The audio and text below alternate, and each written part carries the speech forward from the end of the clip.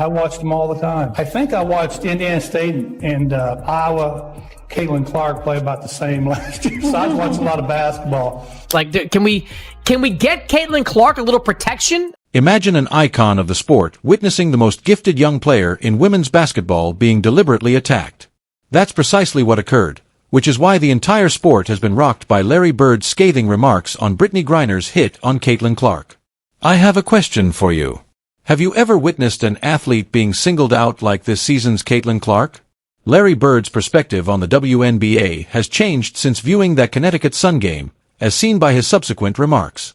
Brittney Griner was struck squarely. Bird has personal experience with this emotion. Some players attempted to intimidate him in the 1980s when they were unable to outplay him. However, Bird saw a clear distinction between what he had just witnessed happen to Clark and traditional physical rivalry. He was direct in his remarks. It's the most cowardly thing I've witnessed in years on a basketball floor. Yes, you heard correctly. Please hit like and subscribe if you're enjoying this.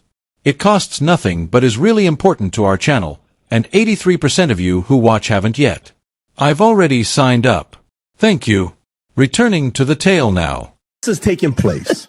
Brittney Griner comes out and says, I am so sick and tired of the WNBA. It used to be a peaceful, small little thing. Now there's crowds screaming, hollering. This is disruptive. It's not allowing us to play the game. This is her quote. I don't know if you saw this or not. Imagine witnessing a rookie get caught off guard from behind in front of millions of people, then hearing one of the hardest, most intelligent players to ever play basketball call it out in real time. When Larry Bird saw the video of Brittney Griner pushing Caitlin Clark, that's precisely what transpired. What he said next ignited a fire throughout the entire basketball world, not just a discourse. Consider the people we are discussing here. Throughout his career, this man faced out against some of the most intimidating and coerced players the game has ever seen. Players like Dennis Rodman and Bill Laimbeer were designed to make their opponents' lives miserable. Larry Bird was the only person who truly understood what hard-nosed, competitive basketball looked like. People pay attention when a player with that kind of background says something feels off. And that's exactly what took place. Bird could not call that shove fair competition, despite everything he had endured in his own career. The boundary between playing hard and playing dirty, the unwritten code of basketball, was broken by what he witnessed. If you found this intriguing, please hit subscribe now before we continue. You wouldn't believe how much it helps, and it's totally free. Let's go back to what Bird really stated. This is the argument that Bird brought up, which many people have been thinking about in private, but no one with his kind of platform has actually spoken out. Playing lockdown defense and taking a cheap shot at someone who isn't even looking are two very different things. Basketball is one, and a sucker punch disguised as physicality is the other. Bird noted that the most brutal period in NBA history is thought to have been his own. Guys were vying for every square inch, pushing and elbowing one another. However, there was a code even in that setting. When you had a disagreement with someone, you confronted them head-on and handled it like a rival rather than waiting for their back to turn so you could attack without their knowledge. Bird was particularly troubled by Griner's behavior because of this distinction. And it didn't end there.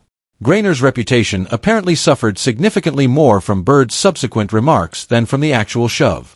Bird claimed that the experienced star's handling of the entire affair was truly disheartening.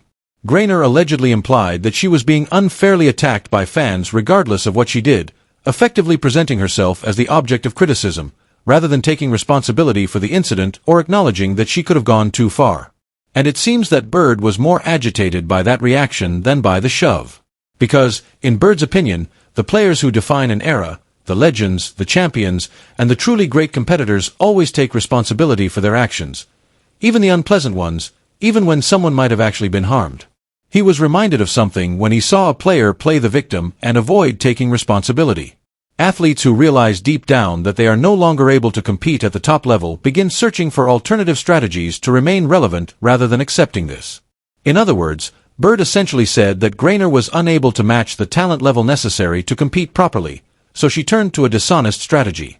You won't find a more scathing criticism from someone of his caliber than that.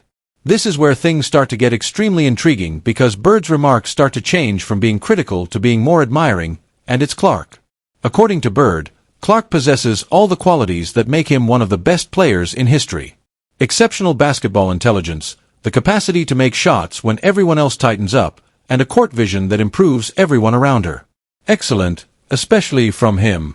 However, Bird also pointed out something that truly concerns him, demonstrating that he still cares about the sport's integrity. Rather than a 22-year-old being able to concentrate only on making the most of an incredible amount of natural talent. She must continually be vigilant, keeping an eye out for cheap shots, preparing for dirty plays, and maintaining awareness in ways that most athletes never have to consider. Bird claims that Griner's decision to physically target a player rather than match her skill or just outperform her through preparation and effort embodies all that is wrong with a particular mindset in sports. Clark finds it extremely upsetting that she continues getting struck when she isn't expecting contact and is at her most vulnerable. He even went so far as to say that it was the most cowardly act he has seen in years on a basketball floor. That's about as direct a critique as it gets from a Hall of Famer, and it's not a gentle statement.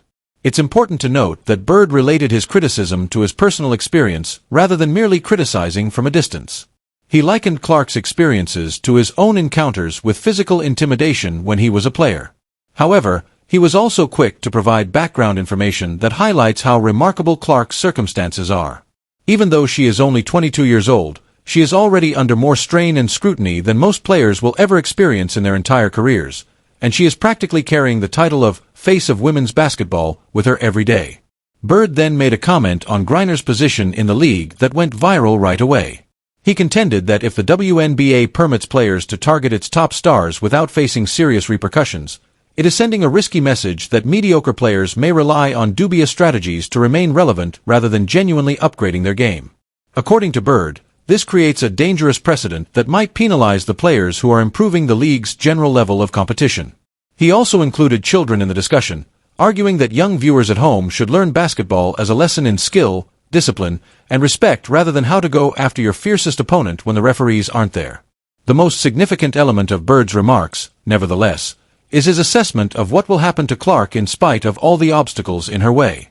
Adversity like this, in Bird's opinion, helps players like her grow, rather than break them.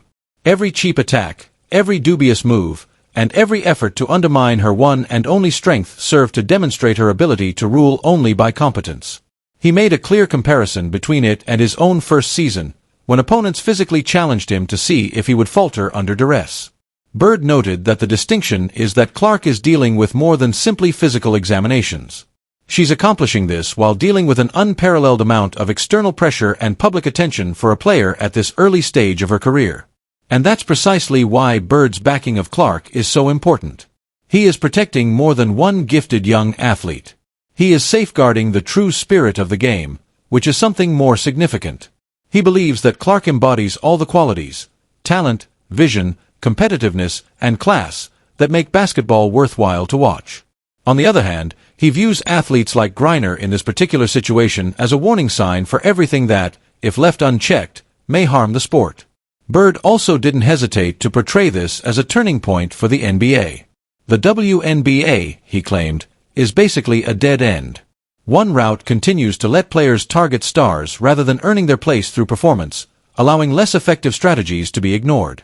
The alternative approach actively safeguards and develops the best players in the league, allowing players like Clark to realize their full potential, which benefits the league as a whole.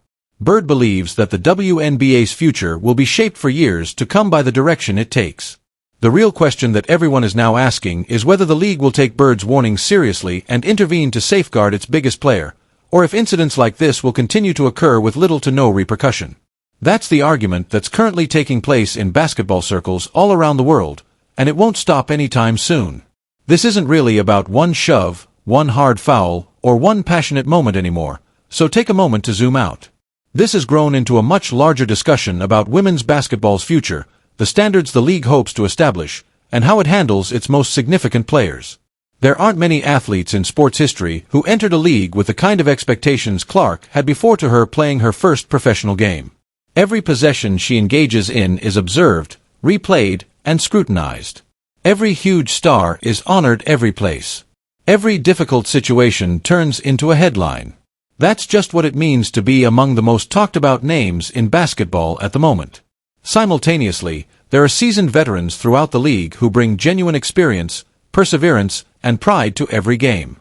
And it's precisely this fierce competition that makes WNBA basketball a must-watch. Ensuring that fire never becomes reckless or dangerous is the league's challenge. Fans desire genuine rivalries and intensity. They want basketball to feel competitive and unadulterated, but they also want the game to be protected and officiated fairly, safely, and consistently. That's precisely why Bird's remarks are so significant. This isn't a haphazard pundit offering scathing opinions. Even after witnessing some of the most violent basketball games ever, this person was able to draw a clear conclusion about what he witnessed.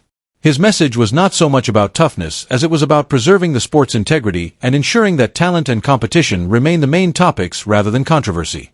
There's no disputing the discussion it has sparked, regardless of whether you fully concur with Bird or believe that the entire situation is being exaggerated. Everyone is weighing in on where the line should be drawn when a league's biggest stars are targeted for physical play, including fans, analysts, former players, and media figures. Do officials need to be more stringent? Should penalties be more severe? Or is this just a necessary component of playing at the top level? A totally different response depending on who you ask. The way Clark has handled it all, however, is undeniable. Instead of letting the noise, the physicality, or the criticism define her, she's maintained doing exactly what got her here, showing up, competing hard, and letting her game speak for itself. That type of poise under this much pressure is a huge reason her fan base keeps expanding by the day, and it's happening at a moment when the WNBA is garnering more attention than maybe ever before. Arenas are out. Television ratings keep growing. Social media conversations rise every single day. New fans are discovering women's basketball for the very first time. Which means instances like this don't just harm one player or one squad. They shape how the entire league is seen on a global stage. As the season continues on, every single game is going to carry more weight.